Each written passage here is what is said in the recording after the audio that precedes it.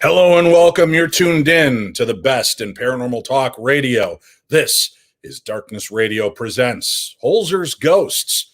They buried me alive. That's the episode we're discussing tonight. It is episode 2 from season 1. So it's been a little over a year. I had to watch the episode again twice just to refresh the brain because we have filmed so much between then and now. And this is one of my favorite episodes. I have not made any bones about it. I love history. I love when we can go to historic sites where amazing things take place. And our show does, I believe, a pretty good job of telling the history. But there are times when you have a location this amazing that you can't get to all the history. You miss out on a lot of why this place is so important and why it might be so haunted.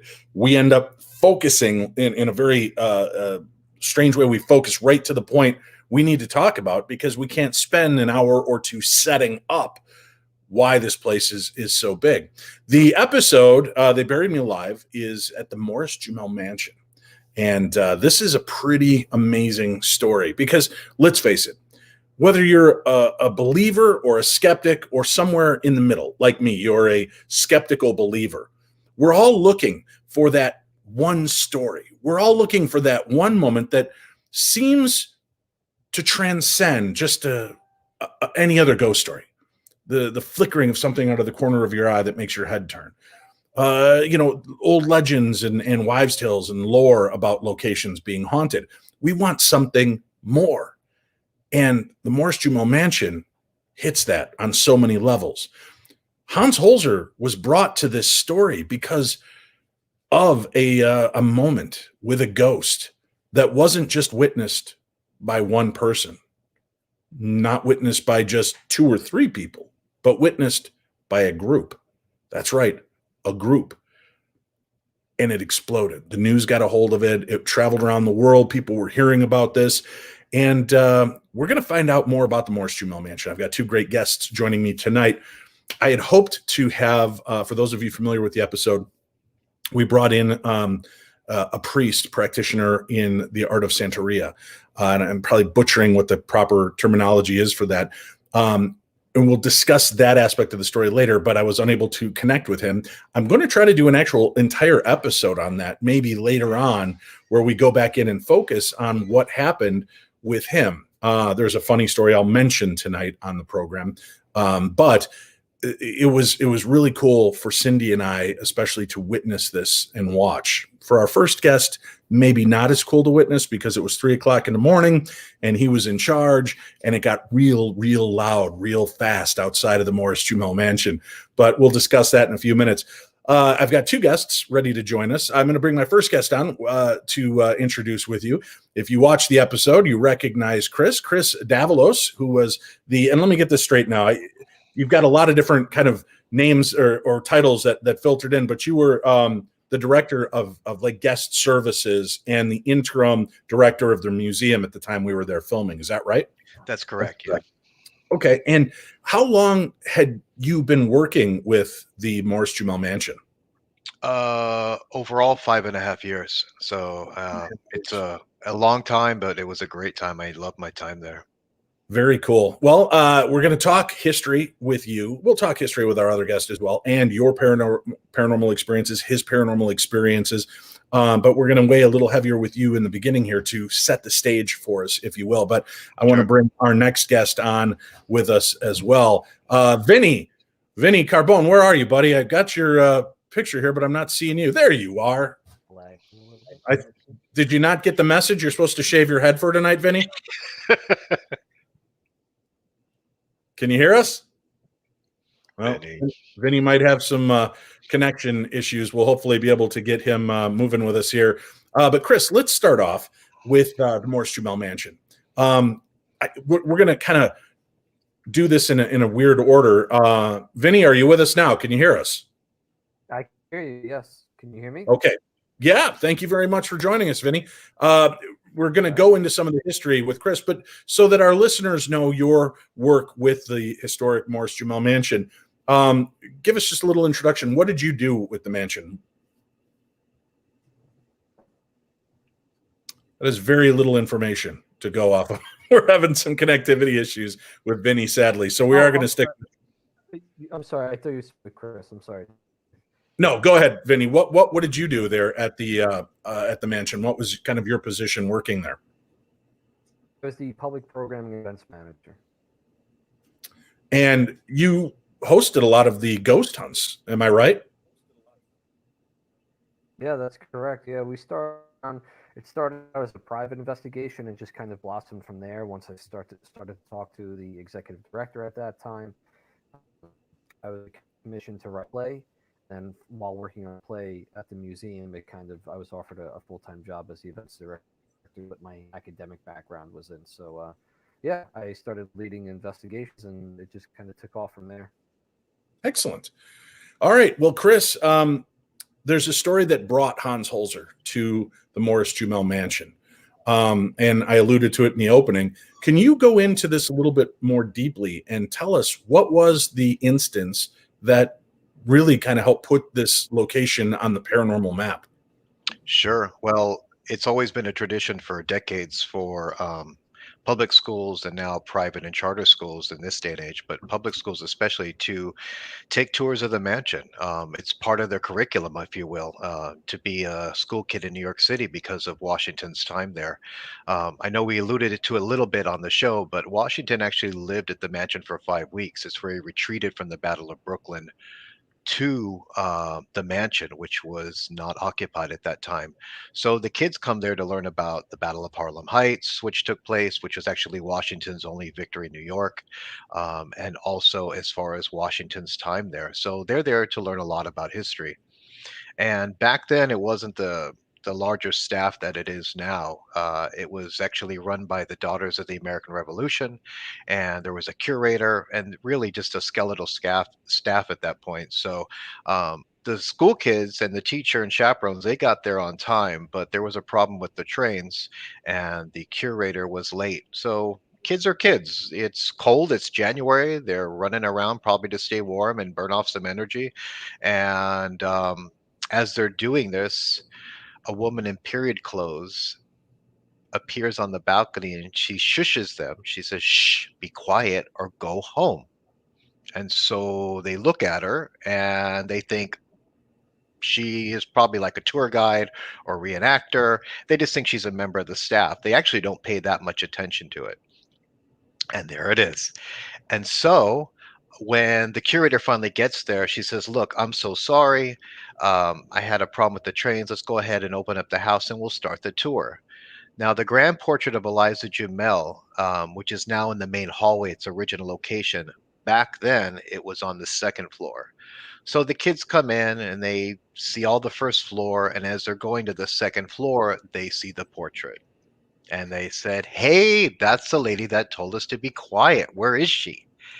And so the curator looks at the teacher and she's like, "What are they talking about?" And the teacher goes, "Well, we were a little loud. She came out and kind of told us to keep it down, be quiet. Where is she? How is she part of the tour?" And the curator's like, "What are you talking about? That's Eliza Jumeil. She's been dead for almost 100 years. This is in the daytime. Multiple witnesses, adults and children. So it's not like a small group of kids trying to make up something to get famous or do some shenanigans. There's a lot of people in the daytime who witnessed this." And then it somehow got to the newspapers, and that's how Hans Holzer, he read about this incident. And then from there, he was able to receive permission to do 2 seances at the mansion. So that's kind of where it all started. But our haunted history goes back to the 1800s. This is just the most public. And then when you incorporate media into the story, then boom, it just took off like wildfire.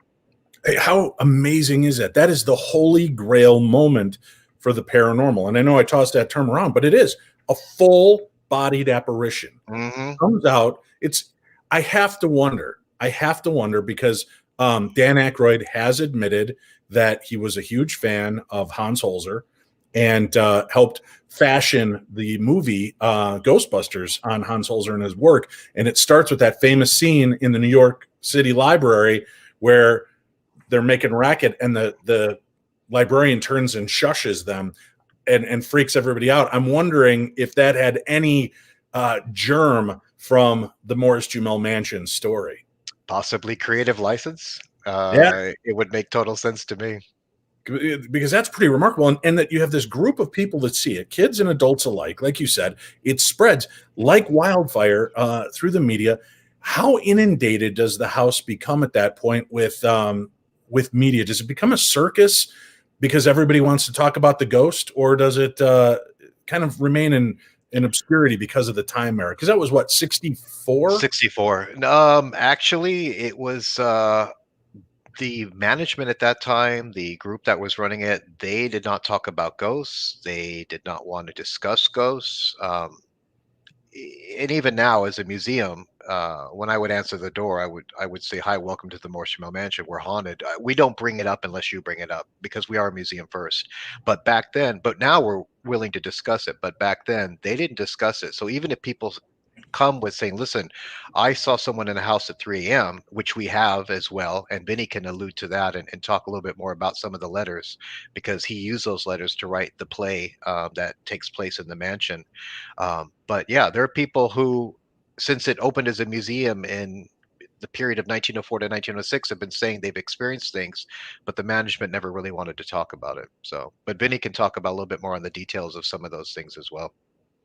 Very cool. Getting back into the history really quickly here. Everybody that was anybody seemed to have crossed the threshold of the Morris-Jumel Mansion. Can you give us a little idea of, I mean, you said George Washington, he used it as a stronghold for 5 weeks and was there. What happened? Who else walked through there and why? Well, it was originally built by Colonel Roger Morris. It was built as an 8,500 square foot summer home. It's just a vacation home. It's on the second highest point of Manhattan, so that's why he chose that location. And it was just used as a summer home for about 10 years. But Morris ends up fleeing to London when the revolution started to heat up. And Washington and Morris knew each other. That's what's fascinating. They actually were rival suitors for Mary Philipse Hand, who was super rich and the most available young woman to marry at that time in the colonies. She was smart, she was beautiful, and she was rich, and all these guys wanted to marry her.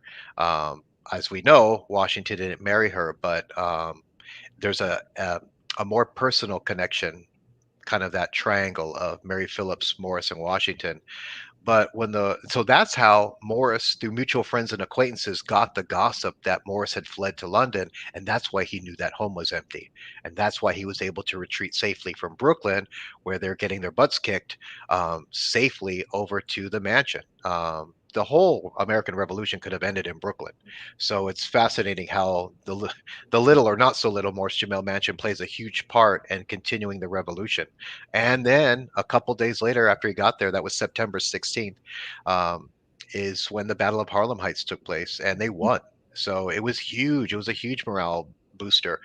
If you remember, when I alluded to in the show with the Holzer Files, as far as we talk about known deaths and unknown deaths or purported deaths, it was used as a hospital. We can't confirm exactly who or how many may have died there, but I always tell people, if you ever saw the movie The Patriot with Mel Gibson, came out years ago, in the opening scene, they're using that grand home as a hospital. Same concept. Especially with officers, they would be brought in. It's a summer day, it's hot. They definitely would have been using that as a hospital. Not everyone made it from their wounds. So you've got that. Then, of course, there's some ties to Alexander Hamilton and Aaron Absolutely. Burr. And now tell me about Burr, sir, if you wouldn't mind. And let me. Sure. My kid, A lot of people just know the mansion now because of Hamilton, so the musical. So, which is great. I've had to watch Hamilton about 20 times with my daughters, so now I'm fascinated. They love the fact that there's a tie to this house with Burr. But tell me about Hamilton and Burr and how they passed through those doors. Yeah, Hamilton would have been there twice. He would have been there as an artillery captain. He wasn't kind of like Washington's right-hand man at that point. Too young and too early in the war, but he was an artillery captain, really proving himself. So he was there. Adams was there. There was a famous cabinet dinner that took place when Washington was president. So basically, you had Washington, Jefferson, Hamilton, Adams, Knox.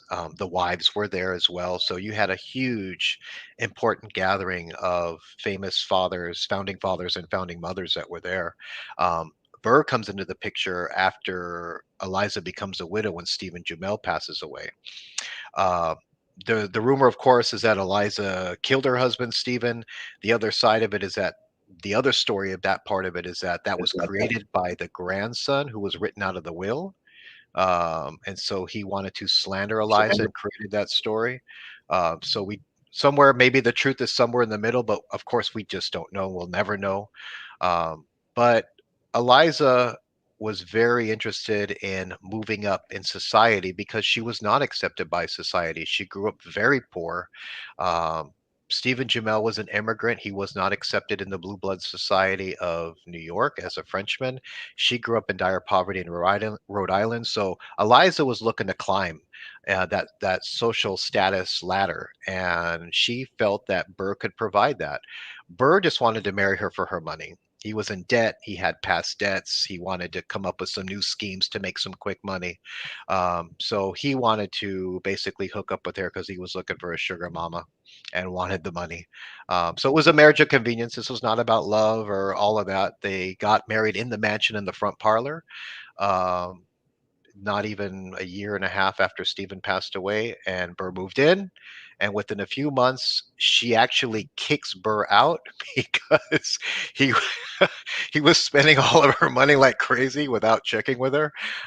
Past debts he owed, new schemes he was involved in. And then he also got busted having an affair with one of the servants who was in her early 20s. And he, keep in mind, he's like in his late 70s. So yeah. So she kicked him out. She filed for divorce. The Hamilton connection actually comes into play again because for Eliza was very shrewd. If she was in around today, she'd be a queen of social media because she knew the papers were going to grab a hold of this. So because of those optics and because of the media back then with the newspapers, she could pick any attorney she wants, but she purposely chose Alexander Hamilton Jr. to file the divorce paperwork just to kind of stick it to her one more time. Extra little knife twist, yeah. Yeah, so you always have these backstories, which are we love those backstories in terms of history. Uh, and then fast forward a couple years later, Burr's living in Staten Island. The week the divorce is supposed to be finalized, he had a stroke, and then he actually died the day that the divorce was supposed to be finalized. So she ends up keeping the name, the widow Burr, and that was really important because when she goes to Europe, she's introduced as the widow of the former vice president of the United States of America. So she kept that title part, which is what she wanted anyways, and probably kept a good chunk of money too. I love all the little comments coming in. Aaron Burr, Revolutionary Era Playboy. Lena says, scandalous. It is. Always. What stories to hear coming from this. Now, the weird part is when the room that we had a weird experience in upstairs and that Ghost Adventures had a weird experience, wasn't that considered Burr's room? Absolutely. That's the room. Oh, well, the room where it happened. We'll talk about that in a few moments as well, because that is a crazy experience that we had. But there was nothing about this house that wasn't off the charts bizarre. I wrote down some notes because I wanted to make sure that we covered it. I mean, during our baseline investigation, we're hearing footsteps. I'm sitting down in the basement and sitting by that fireplace area. I've got my table set up, all my monitors. I'm listening to them as they're walking around upstairs, and we've accounted for everyone, and we start hearing footsteps moving around. That starts drawing us. We're hearing what sounds like conversations, just like the next room over throughout the house. There were some just really powerful energies that were making themselves known. And for that, talking of powerful energies, we'll go to Vinny here, because Vinny, you came in to kind of show me around and talk to me about the paranormal activity. And for anybody that's interested, you can check out morris-jumel.org/paranormal for more information about their tours and ghosts and such. But Vinny, you had been working there for a while, like you said. When we were there, and I know it doesn't play as spectacularly on TV, But as we're talking down in that basement area, you were telling us a story about, and if you don't mind setting that up for me again, about the table moving violently and such. Kind of walk us through that experience, would you? Yes, sure. So that actually took place during a public investigation a couple of years back, and the table, it was a 6-foot table, plastic top with metal legs, and it was in the middle of the room. We had guests set up on 3 sides of the table, and the front of it was empty, and they were facing the fireplace. And I was standing over toward the door, and another staff member was standing pretty close to me. And I was in the middle of talking, and then all of a sudden the table jumped about 2 to 3 feet forward toward the fireplace. And it was shocking, it was frightening. And once we got over the initial nervous laughter, I asked, okay, so who kicked it? Who moved it? I thought someone had moved it, either joking around or by accident. And what's really interesting about it is that at the head of the table was a family. It was a mom, a dad, and a teenage son. And then sitting beside them on the opposite angle was an older couple, a husband and a wife. And I've told this story on on other investigations. And that couple has actually come back on other investigations, and they say that they swear it wasn't the kid. Because I thought the kid accidentally kicked it with his foot and then was embarrassed, didn't want to say anything. But the woman says, no, I was actually looking at his feet because he had really shiny shoes on that night. And he kicked it, and she said it did not look like he kicked the table at all. So his feet did not make contact with that table, and it just moved. So, I mean, the jury's still out for me as to whether or not, it was a guest or, someone who has passed on. But so that was the story that I was starting to tell you down there. Right. You're relating the story, and there's track lighting up on the ceiling, right? And all of a sudden it just starts to kind of pulsate. And it's like it was, hey, guys, like it's trying to get our attention. And at first I'm like, yeah, it's an old building, probably bad wiring, but it kept doing it for, we only show a minute of that entire little scene, but that was going for a while. And then when I finally kind of pointed it out to you, you were watching the floor, seeing the light up and go off. And when we turn around, we start talking. Had you guys ever seen that before, where the lights just start like they're interacting with us? So here's the thing. I've been working there for several years, and I had never seen that happen. And when it happened while we were recording, I'm going to be perfectly honest with you, I got a little pissed because I thought it was someone like a PA or one of the producers messing around. And I have, just like Chris, we have a hard line of we're not faking evidence here. And so it's not really picked up on the show, but I looked because I know where the switch is. So I thought someone was messing with the light. I'm like, are they really doing this? And I turned and I look, and there was no one there. Matter of fact, the closest person was like across the room, and they were like, no, it's not me. So it was a moment of kind of frustration, anger, and then shock, and then oh, well, then what the hell is this? And by the way, because I know she's watching, to my mom, no, we did not mess around. We didn't fake that. That actually happened. And to this day, she kind of doesn't believe that it was that legitimate. So, told you, Mom. All right. So, yeah. Well, I got to tell you, like you, that starts happening. And if you notice, I'm playing it out in my brain as it's happening. I'm trying to, is this really happening? Is somebody leaning against a dimmer switch? Is something happening here? But the weird thing is there was 3 or 4 different light pieces in that same fixture, but only one was responding to us. So even if somebody was messing with a slider or a dial, it would have been affecting each different light source. But it was just I thought someone tapped into the electric of the building. I'm like, wow, they're really going for it here. They're really good. But no, what you see is what you get. So. Yeah. Chris, I forgot, did we sign that part of the agreement where we were allowed to tap into the electronics of the building? Yeah, you guys were good. You're fine. Yeah. Yes, we watch that, and you know what people get a kick out of is the fact that I'm like, hey, if you don't want us here, just go off. And it was super bright, right? My hand, super bright, and then poof. And I just looked at you and I'm like, good enough for me. And you're like, yep, let's get out of here. Yeah. Also, too, I just got to interrupt real quick. I was outside at that time. It was just you guys were downstairs. I was outside with the crew. When Vinny came out to me, he was like, dude, you're not going to believe what happened in there. He was, in a good way, freaked out. And it was really cool because I'm like, I can't wait to see this on video. Because Vinny was like going crazy about how cool it was.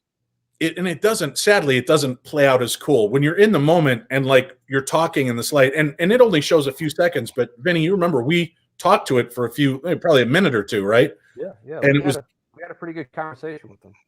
Yeah, but I mean, it was giving us the full signal, and I think what TV again is going for is, okay, this is happening. We've shown it. Now let's move on to the next scene, because they can't spend a minute of you and I staring up at the lights, in awe as it's going on. But we get that immediate response, and people ask me, why did you leave? And I've always been a firm believer. I respect the spirits, and if we're there irritating the spirit or agitating it, and it was feeling uncomfortable with us there, we should just leave. There's plenty. That place is huge. Let's go look around the building and see what else we can find. And there was a lot of activity. Is there a floor, Vinny, a room in that place that doesn't have some kind of activity? Oh, the ghosts have frozen Vinny's feet again. Chris, maybe you can answer from your years of working there and people, constantly sharing stories. Is there any place that doesn't seem to have some kind of paranormal activity take place? It seems like every room. What's fascinating, and one thing what we do when we would do paranormal investigations there, we would try and experiment. And so we would actually break up men and women. We'd have the women go into Eliza's room, the men would go into Burr's room. I actually wouldn't go in. I would stay at the edge of the room. And as there are probably folks watching right now who've been on investigations with us, we always get more activity, whether it's a REM pod going off or motion sensor light balls going off. We always would get more activity when women were in Eliza's room.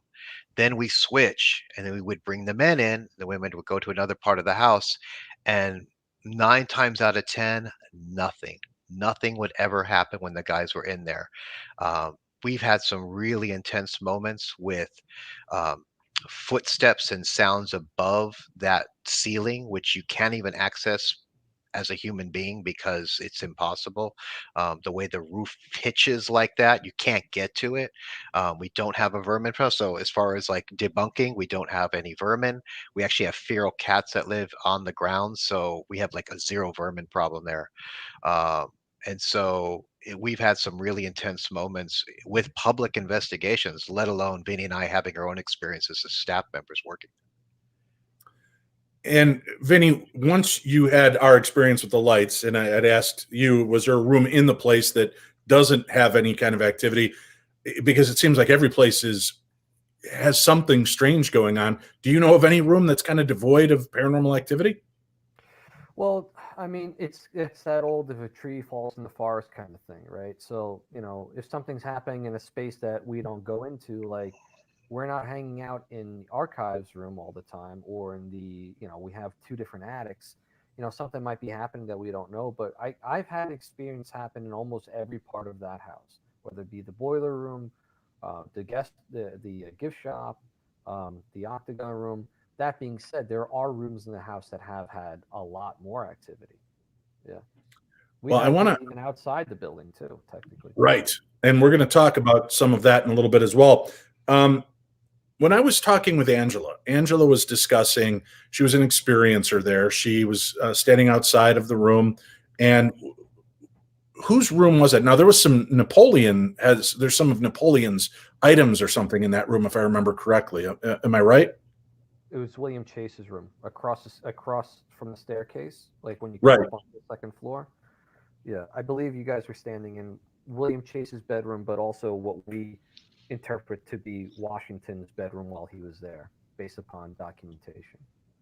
But isn't there something from Napoleon in that room as well, or believed to be at least? I think it was a chest, right, Vinny? Right. Yeah, the chest. Yeah. It was Napoleonic. Yeah, there's some pieces throughout the house that were acquired through an estate sale from the Napoleon family, the Bonaparte family, rather.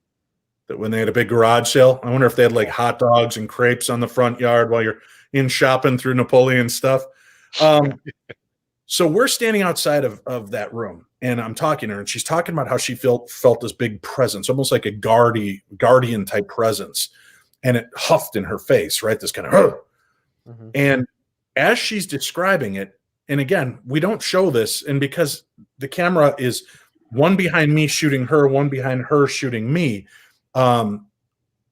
we don't catch it. But as the two of us are talking, something moves in that room. And we both turn and look into the room, and we keep talking, and then the shadow moves back the other way. And we both saw something moving around. That was strange to me, right? Because, I mean, it's like, it wasn't just my head. Both of our heads turned at the same time to see this. But then we hear from the stairwell what clearly sounds like a woman scream. We don't catch it on our cameras. We don't catch it on our recorders. But we all heard it, and it like freaked the out of us. I think I remember going downstairs and talking to you about it, Chris, because I was asking, man, are one of you guys setting us up with this? Is this a joke? Do you remember? Could you hear the scream from downstairs where you were? I couldn't, but I was the first to tell you, like, listen, there's no other staff member around. There's no one. We're not doing anything for effect. That was the real deal. Right. So we hear this scream. Now, the legend is that one of the maids or servants at some point took their own lives, perhaps on that stairwell. Do we know if there's any truth to that matter? Vinny, you want to take that? Yeah. So when we give our tours, we talk about known deaths in the house, and we talk about reported deaths. So for known deaths, we have Eliza Jumeil and Stephen Jumeil. And then for the reported deaths, we have the Hessian soldier that runs down the stairs from the third floor, trips and falls on his bayonet, and bleeds to death on the steps. And then the other one is the servant girl who does hang herself in the middle of that stairwell. Now, with those two stories, we don't have any names or dates attached to them, so we can't confirm whether or not they're real. That being said, if they are in fact real, we want to at least honor them and acknowledge them. I take it a step further in that, the house was a tavern. It was a military occupancy. It was vacant for 20 years. It was a museum starting in the early 1900s. So I'm sure that things have happened there that just were never documented. Someone could have died there in the 60s just by heart attack, and it just, didn't make it into a newspaper. So you never know, actually, how much activity is there. When Hans Holzer visited, he visited a couple times, and he was able to do a seance, and he went with his transmedium Ethel Myers. You both have heard that audio from the episode, and it's chilling, right? First of all, anybody that's heard Ethel's voice, it's a very genteel voice, but she's very guttural with, wanting to know where her, saying that she was buried. They buried me alive. She takes on this very masculine, husky aspect to it. Do we have any idea of that point in the history? Do you think it could have just been perhaps when it was being used as a medical hospital, that medicine not being up to par at the time, the doctor might have mistaken and thought somebody was dead? They took him out, buried him, and the soul is lost and terrified from that aspect? Or does it have more of a tie to the Morris-Jumel story? I think anyone's guess is good as anyone else's. I mean, we a couple of years ago actually learned of a diary of a Revolutionary War soldier that was turned into a book, and it was called Yankee Doodle Soldier. And in that book, they talk about these two soldiers that are walking along a path to the Morris estate, and they find a fallen comrade, and they bring his body back to the Morris estate and bury him on the property. Now, that story is very well possible, but at that time, you got to keep in mind that the property lines were what, it was river to river, and, and it's what would be now 40 city blocks. So yeah, it was probably someone was probably buried on the property, but over time, as it was divvied up over the legal battle and upward expansion of the city, it got reduced to what you see today. So again, it could be anybody, or it could be someone very specific. That's weird. I didn't know that part of the story, but it is. Again, there's something that plays into it. It's also New York, New Jersey, mob area. Bodies may have been buried at some point. Yeah, that's allegedly. Vinny, it's just business. No comment. Allegedly. I want to remind people you can check out Holzer Files Season 1 on the Discovery Plus streaming service now. So you can go back and watch it. Next week, we are going to be taking a look at A Grave Revenge, The Haunting of the Whaley House. And stay tuned. At the end of tonight's episode, I've got a very special clip from that episode. So you're going to want to stay tuned for that, get a small sampling of what you can expect next week. So if you have not yet watched A Grave Revenge, Season 1, Episode 3, make sure you tune in for that. Now, I'm promoting it this way because the Travel Channel has a strange way of showing the episodes. I think our episode that we're discussing tonight was technically considered episode number 6 because it was the 6th episode we filmed. But as it turned out, it was the 2nd episode to actually air.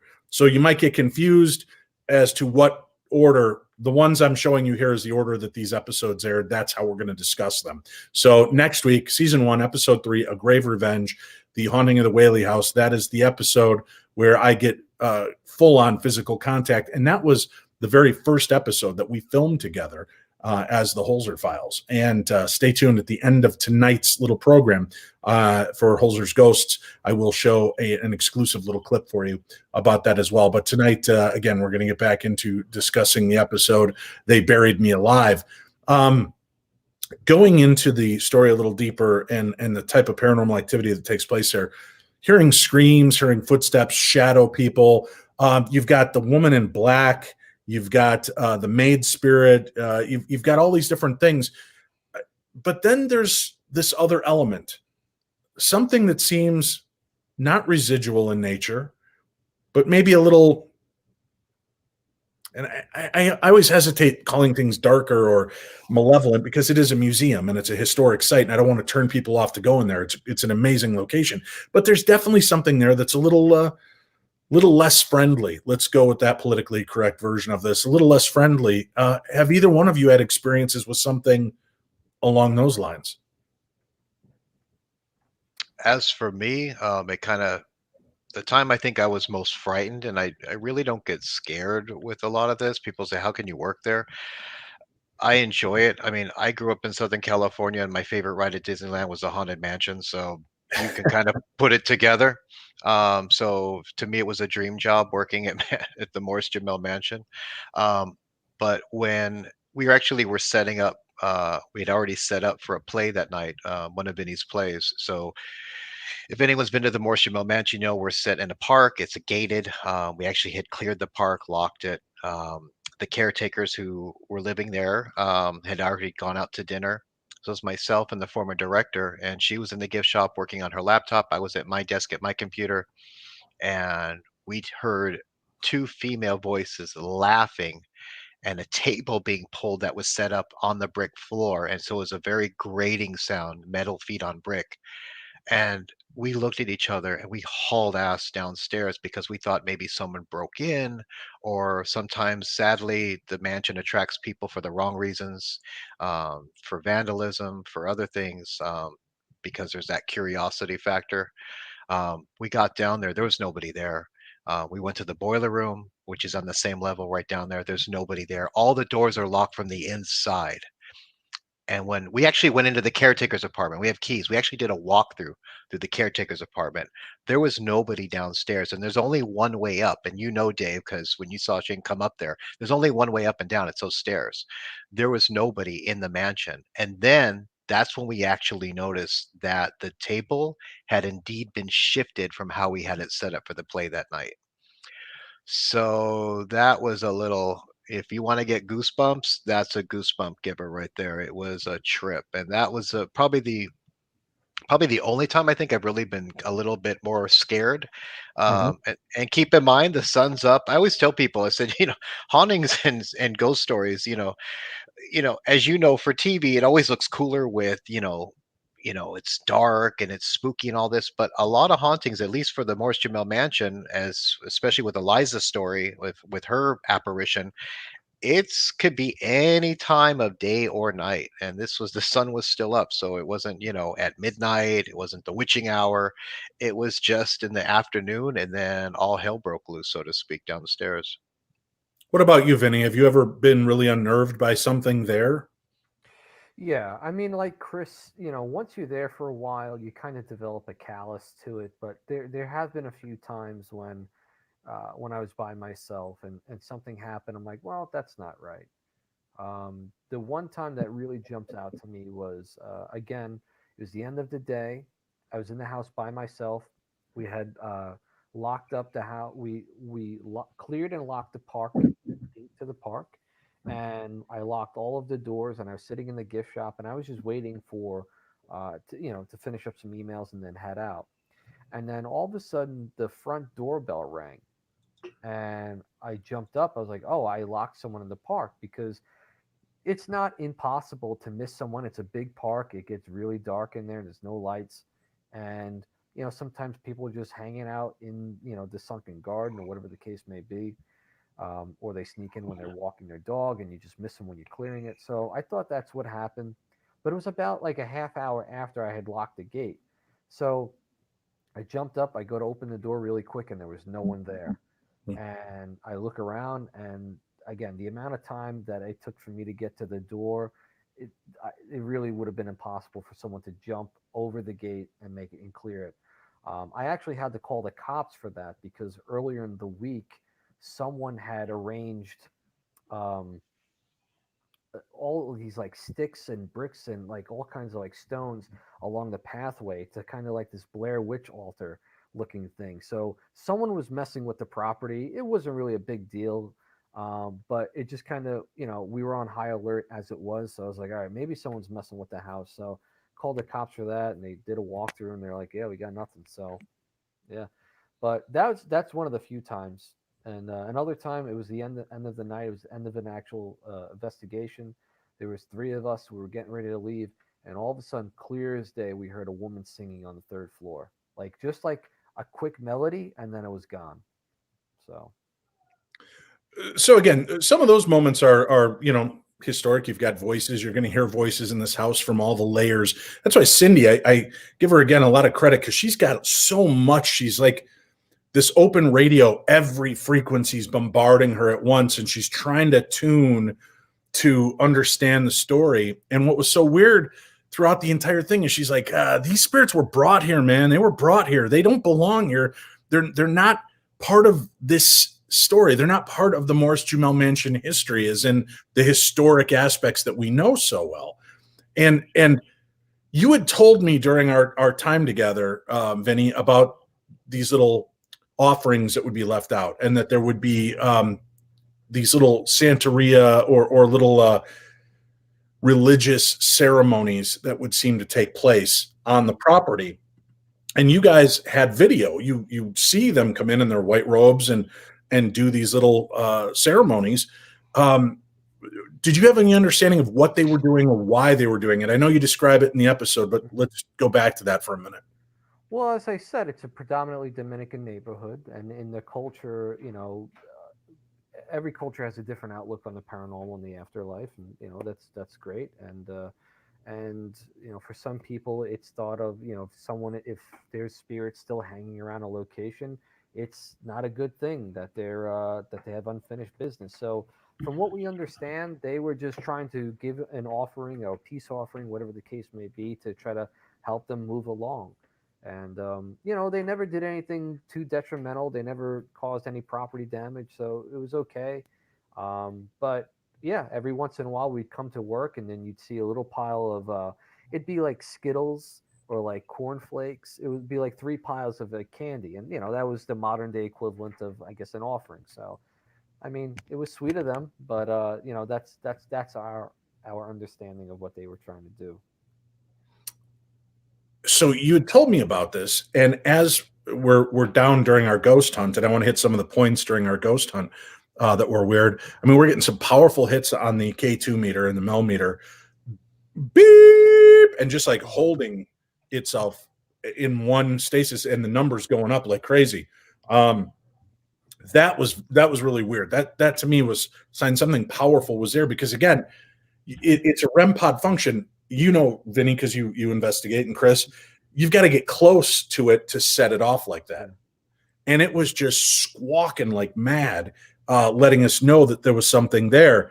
The spiders, Now, that's the one part I do believe you guys are screwing with us on. I've got to believe you have remote control spiders, because that was the creepiest thing. And the thing is, none of us knew about it until we started reviewing the evidence.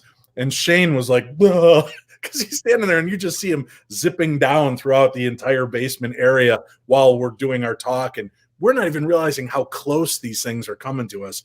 Yeah. But it always seemed that the spiders kind of started to make motion. They'd either be bolting up or coming down quick as something strange was about to happen. That was really kind of unsettling to so many of our viewers. Here we've got ghosts, we've got screams, we've got footsteps, we've got voices, and the people are freaked out because spiders are dropping in an old basement. See, this is the part I love about the culture of paranormal investigators, because we're so paranoid. See, we thought you guys were screwing with us. Like, we don't trust anybody, and not even each other. So, no, we didn't do that. We didn't pay the spiders to be there. So, have you? I mean, obviously, it's an old house, it's an old basement down there, but seeing all that stuff come down, that was weird. Does it, after you watch that, were you a little bit more cautious when you went down there at night to do nighttime investigations with the lights off? Were you doing a lot of this? Yeah. Well, I'm pretty short, so I don't got to worry about it too much. But yeah, I was looking up. Yeah, lots of spiders. So some of the other activity that really kind of caught me, we at one point, when Shane and I were investigating and capturing weird things going on, I want people to remember this. My SLS camera is on an independent battery source. Our cameras that the guys are holding are on independent battery sources. Each one has their own battery. Our system that you see that we're watching and reviewing everything is all plugged in. And Chris, you were there on site. Yep. And all of a sudden, my SLS goes off, our cameras power down, and then you see our screens go black. Everything. That's the only power that was affected in the house that night. It was, and again, like Vinny says, we don't trust anybody, but because we're skeptical believers, both of us. Right. But I was like, what the is going on here? I was blown away at that because of the fact that each one is independently charged and operating. That was a total trip. Yeah, and they boom, and then boom, they all come back up. Mm-hmm. That was a bizarre moment. One of the other things, and again, we don't fake things on the show. We capture it as it happens. But I did ask, there was one thing that took place that did not make it on the show. It doesn't even get mentioned on the show, and it broke my heart. We had gone into, I'm sorry, did you say it was Marsh's room, Vinny? William Chase. I'm sorry, Chase. I don't know where Marsh came from. So William Chase's room, we'd gone in there because that's where I'd seen the shadow people. And we were hearing some thumping around, and they're like somebody was walking back and forth in that room. So we went in, and our camera guy's following us around in there. And as I'm walking out of the room, I've got my my K2 meter out in front of me. And as I'm going, boom, it's just like I ran into something. The K2 meter goes up and lands on the bed. Mm-hmm. And I turned and I looked, and I'm like, holy shit, what just happened? And Rob's like, what happened? What happened? Our camera guy, but he was behind me. So all he sees is up over my shoulder comes the K2 meter. Mm-hmm. And he's like, Dave, I didn't catch it. I wasn't even focused on that. I was walking through the room with you guys.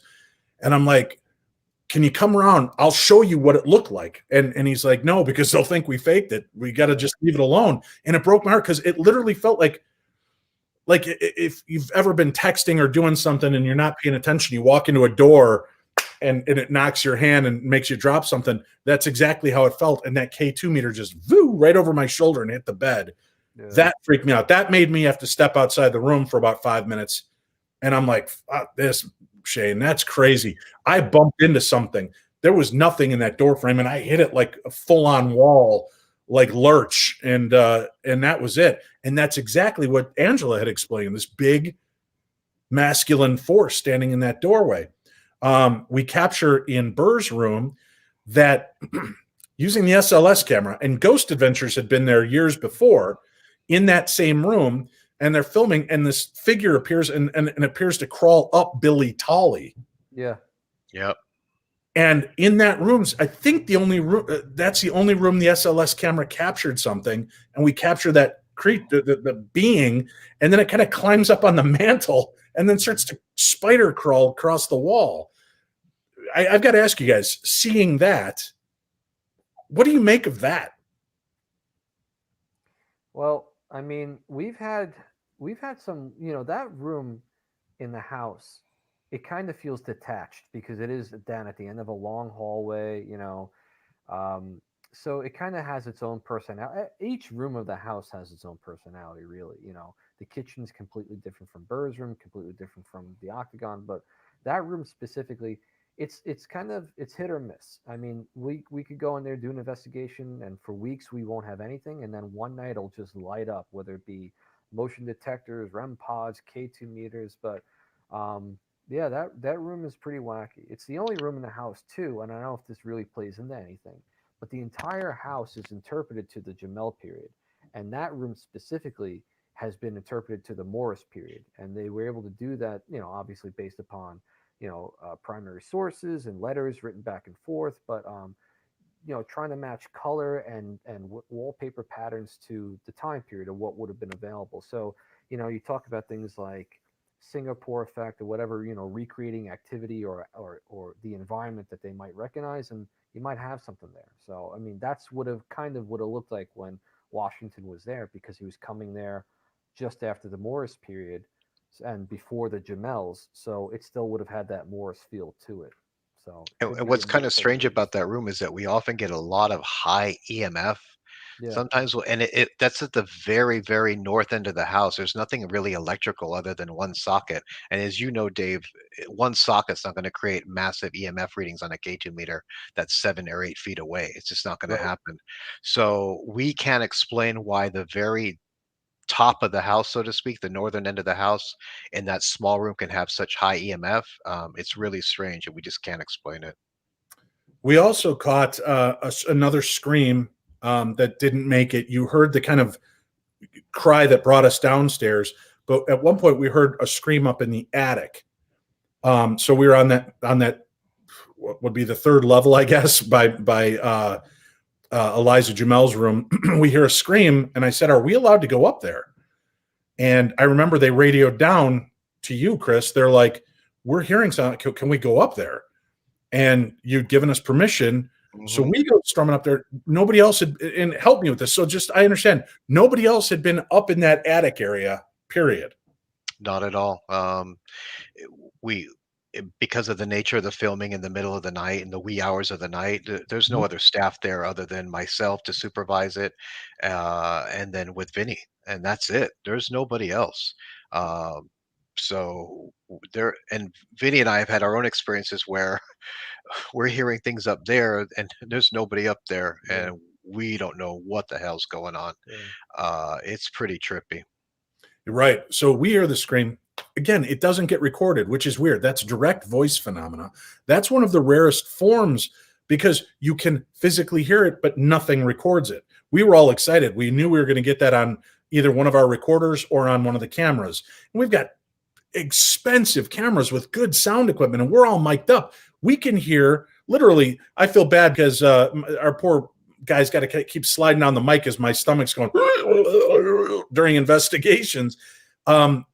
You can hear everything, and we got nothing from that scream. So that was very bizarre. Betty, I'm going to take a quick second to answer your question. There are a lot of haunted places in the Midwest, but not sure if Hans did anything in that part of the country. A lot of people ask that.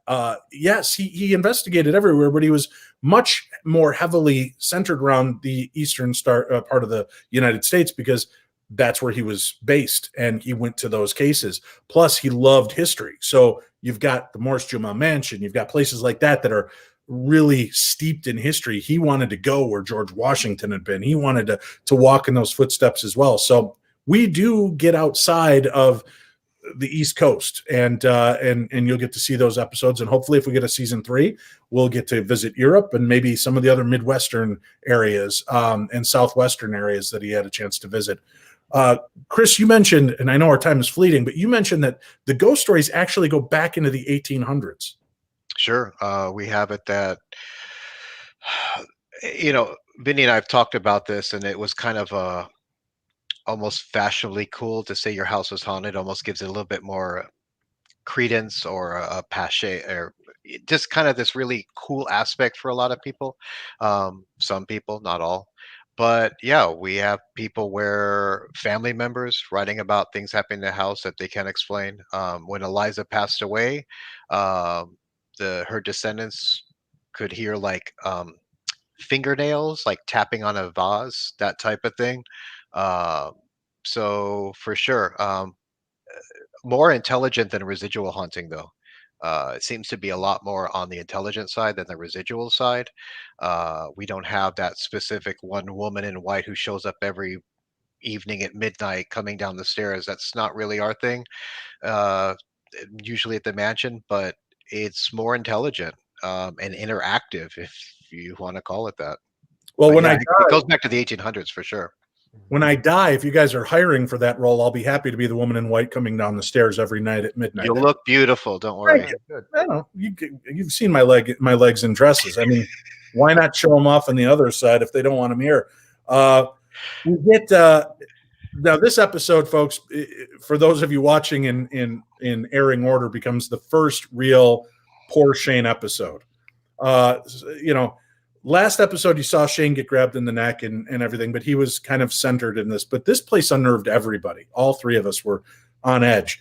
What you didn't know was poor Shane, he's got an earpiece in through the entire thing so that we can communicate. But I dropped my walkie and I wasn't using it. He's hearing voices coming through the walkie telling him get out and who's there, and just he thinks I'm screwing with him upstairs. At the one point, you could see him doing it, and they show the split screen, and I'm in the other room with our camera guy doing a totally different experiment. Those words aren't coming out of my mouth.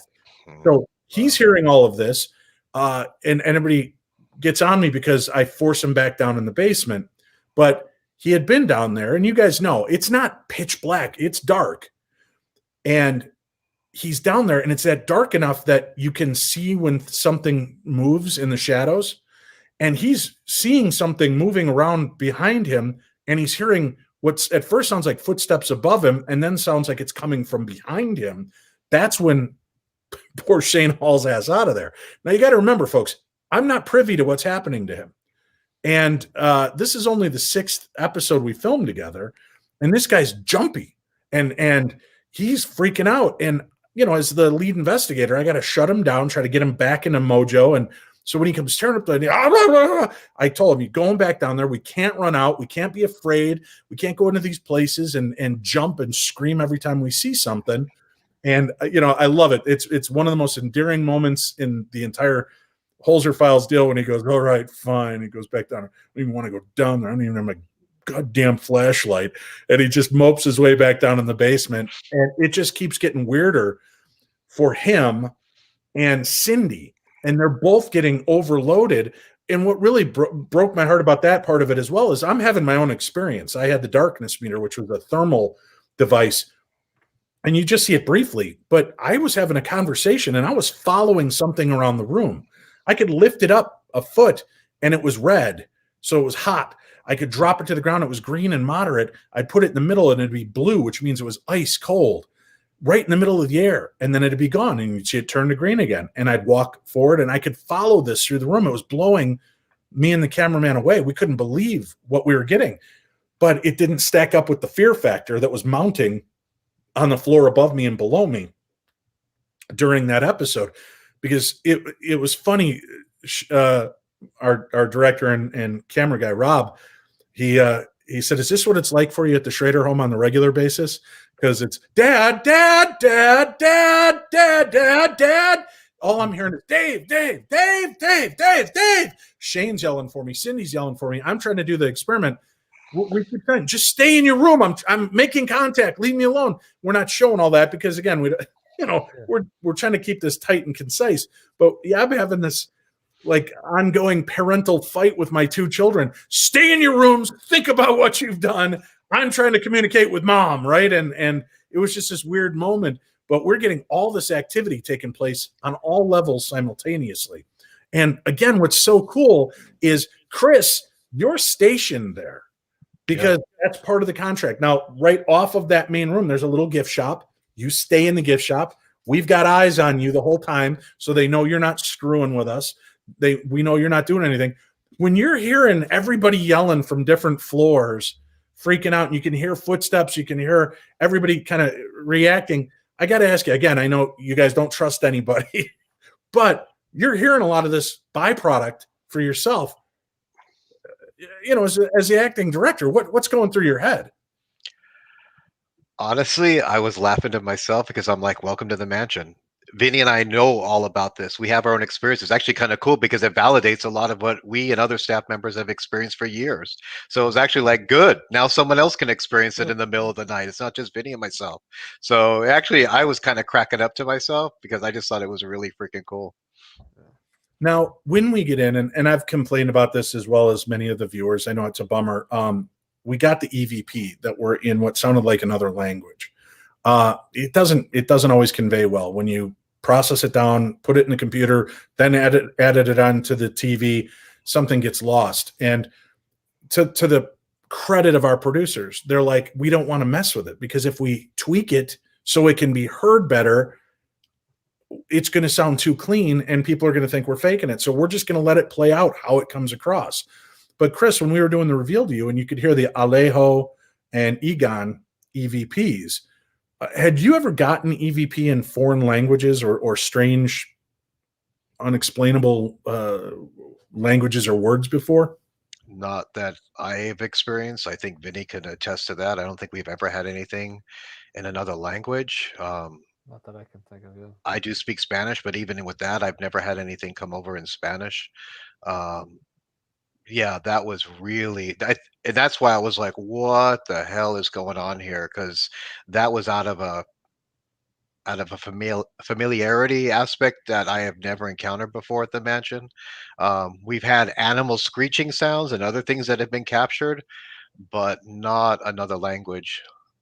Right. Now, to cue people in on this, as we were going through this, again, part of my job as the lead investigator is to trying to keep everybody on task and understanding the story and sticking with the investigation. And when Cindy's telling me that what she's getting is not part of the story, it's other energies, other spirits there, I'm racking my brain to try to understand it. And Vinny, that's when your words hit me about these religious ceremonies, these little offerings that are made. And it hits me and I go, wait a minute. And again, they don't show this revelation in the basement, but I turn to Cindy and that's when I explained to her about the Santeria practitioners and the Dominican religious practices that take place on the property.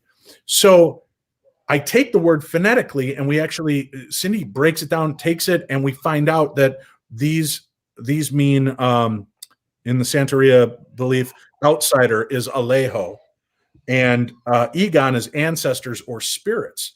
And all of a sudden we're blown away. We're talking to the priest that we had come to the house with your permission to try to help out and understand what are we dealing with here.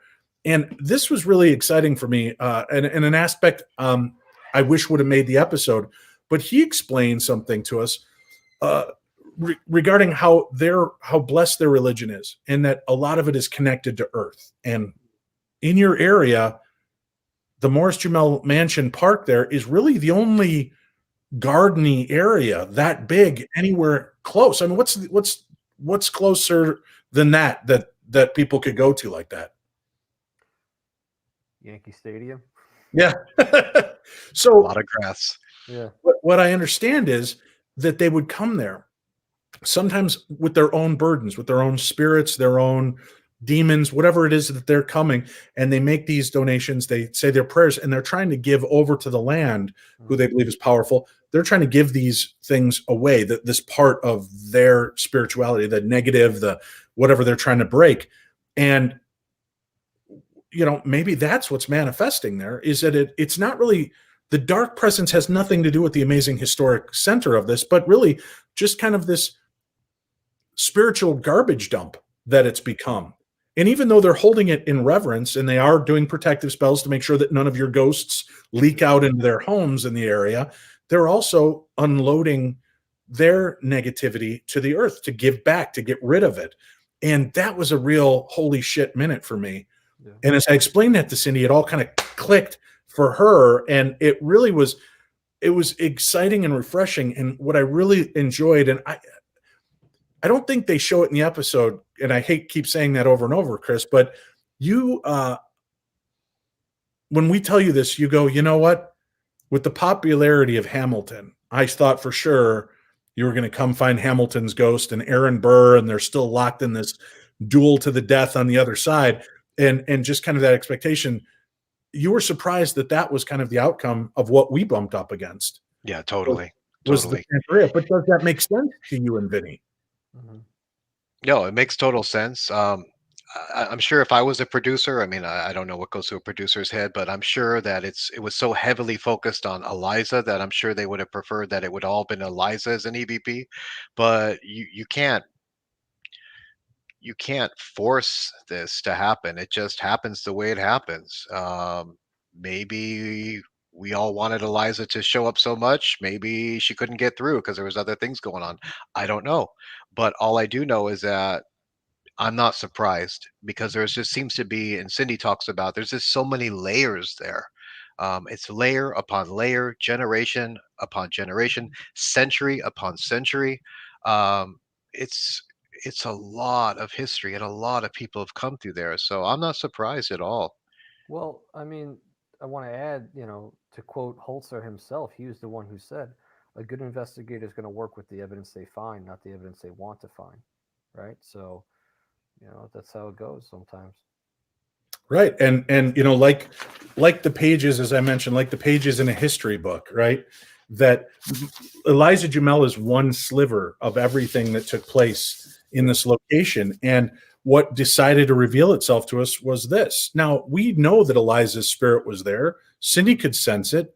We got that kind of standoffish feel. And out of respect, you don't see Shane and I go in her room because she kept saying, "Don't come in my room." So we never entered her room. We investigated everything but her room. Cindy's the only one that went in there. And Cindy was even being shut down. So we went with, again, what we were picking up. And like you said, Chris, to the production, it'd be great if we were hitting Eliza Jumeil. We come in with the name Holzer again, talking about Hans Holzer. She remembers the last time Hans Holzer was here. Out went Stephen Jumeil, and she stood her ground and said, "I'm not leaving. This is my home. Right? I'm the master of this home. I'm not leaving." We come back in. She's in her room with the door locked, listening to AC/DC. She wants nothing to do with us, tuning us out like a teenager. And that's it. She took her stand, and that was all. So it gave way for everything else to kind of reveal itself to us.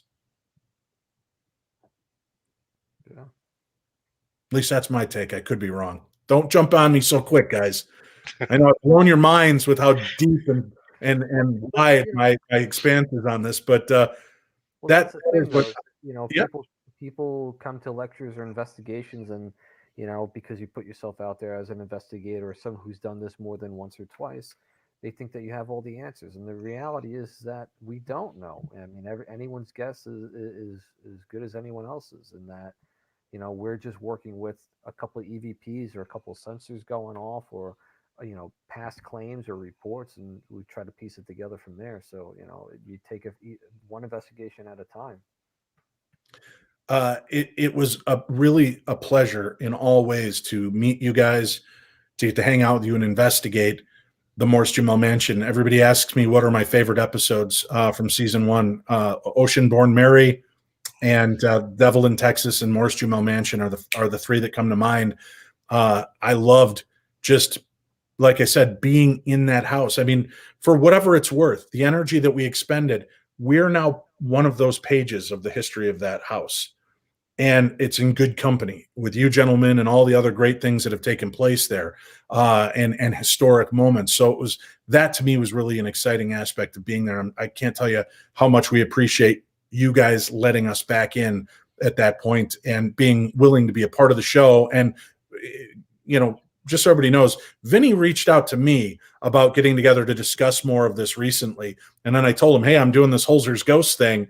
Let's get together." And he hooked me up with Chris so we could all do this again. So Vinny, thanks for being that spark to get the 3 of us back together to do this. Well, thanks for having it. It's our favorite thing to talk about. So now, any chance we can get to geek out. In a few seconds, I'm going to show a scene from next week's episode. But before we leave, I wanted to talk about one of my favorite moments. Of course, after we talked to the Santeria practitioners, we're asking them to come in and do a cleansing. And we're so used to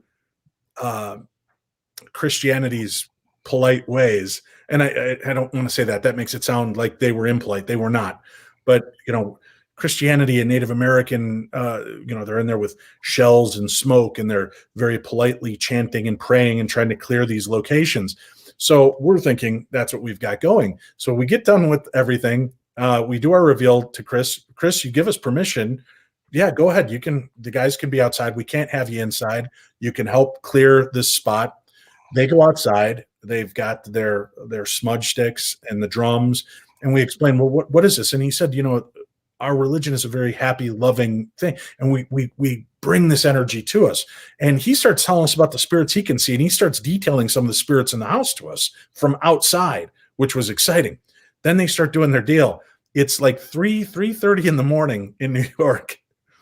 And he is the most delightful, full of life, energetic, holy man. And he's out there. And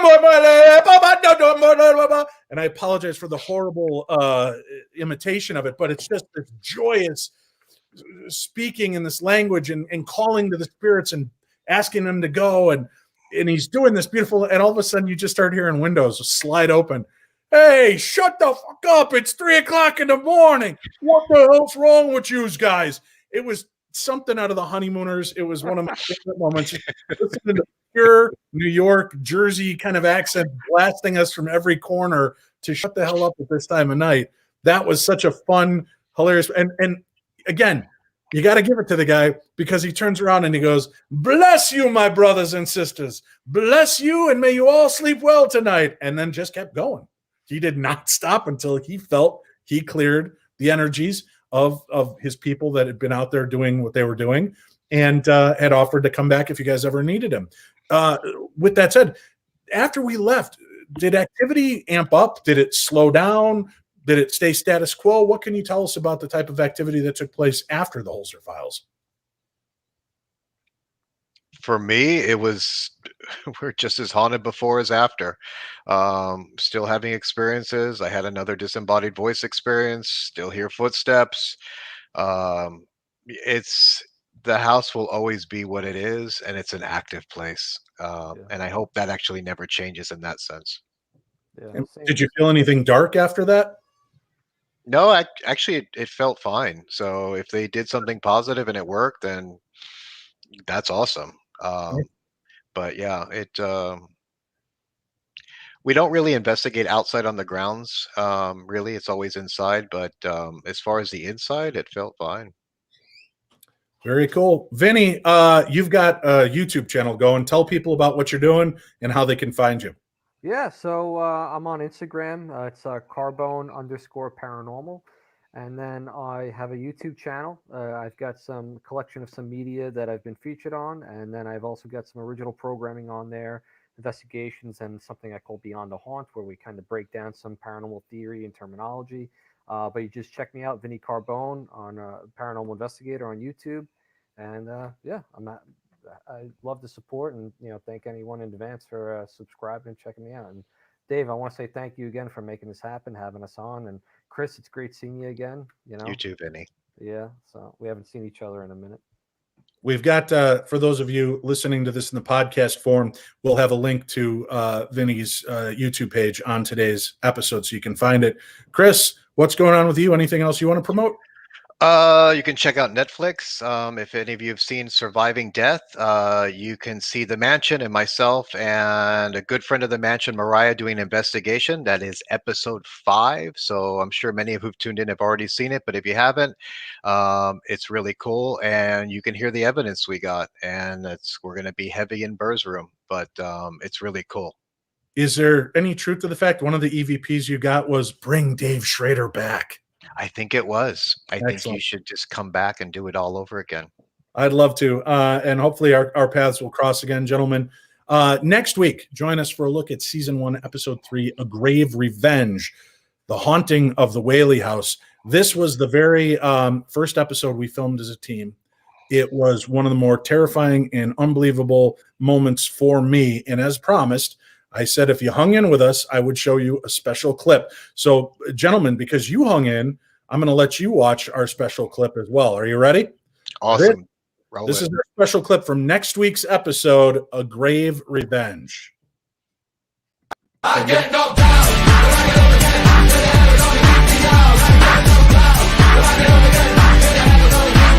I get knocked down.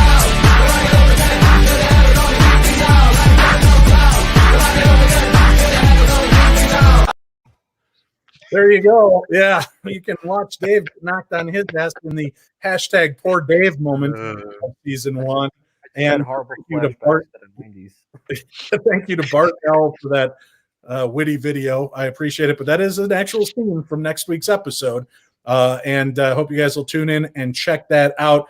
Thank you all for tuning in and being a part of our world. Thank you for listening to Darkness Radio. Remember, you can listen to us on any podcast platform. Just look up Darkness Radio or call out to your smart device, play the newest episode of Darkness Radio, and you'll find it right there, right where we belong. We'll be back again with you. Go check out Discovery Plus for season 1 of the Holzer Files.